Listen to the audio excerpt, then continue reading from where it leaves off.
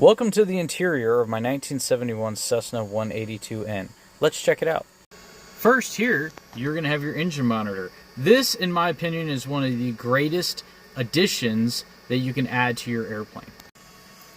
Here you're going to find your slip indicator, shows if your airplane is doing this or that. This right here is a carb temperature, so your carburetor does not freeze. And yes, it can freeze in the middle of summer. Crazy, I know. This right here is a checklist. It is on the yoke. All good pilots use them. This right here is your attitude indicator. Shows if your airplane is doing this, or this. It also shows you your speed and your altitude.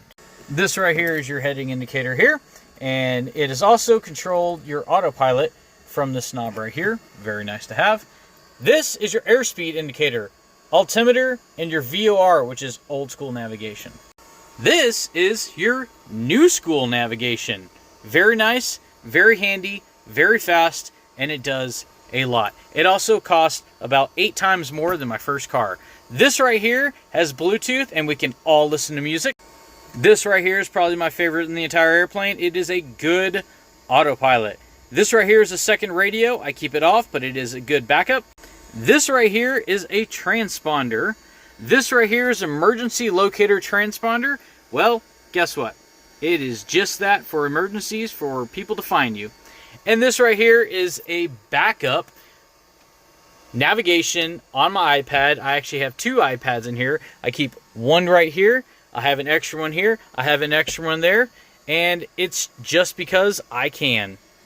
These knobs, I have no idea. Nope, just kidding as a pilot. This right here is your carb heat. You pull it all the way out when you're landing so your carburetor does not freeze. You push it all the way in when you're taking off. This right here is a throttle, also known as your manifold pressure. Your manifold pressure gauge is going to be right here. This right here is your RPM. This right here is controlled your prop RPM, so you're going to adjust this. So that shows 2450, which is your max continuous RPM in the Cessna 182. And then this little red guy right here is going to be your mixture. And you're going to back it out slowly by twisting until it reads the proper gallons per hour per altitude. And you have the chart right here. So whatever altitude you're at, you know what gallon per hour you need to be at. Then you're going to have all your switches. You're going to have your flap setting. You're going to have your heater. You're going to have more fuses. You're going to have your AC vents.